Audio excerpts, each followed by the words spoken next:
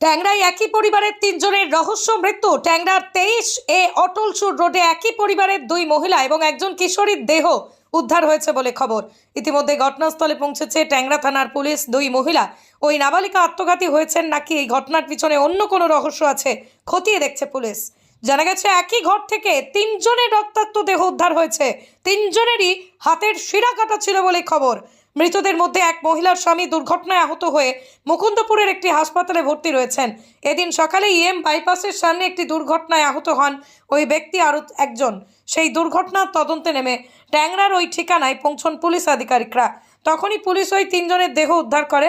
ফলে ওই দুর্ঘটনার সঙ্গে ওই 3 মৃত্যুর কোনো যোগসূত্র রয়েছে কিনা সবই খতিয়ে দেখছে পুলিশ। ঘটনার পিছনে অন্য কোনো রহস্য আছে কিনা তা খতিয়ে দেখছে পুলিশ। ঘটনাস্থলে যাচ্ছে লালবাজার হেমিসাইড শাখার আধিকারিকরা। ঘটনাস্থলে পৌঁছেছে কলকাতা পুলিশের joint CP crime Rupesh Kumar. জানা গিয়েছে ওই পরিবারের গ্লাভসের ব্যবসা ছিল।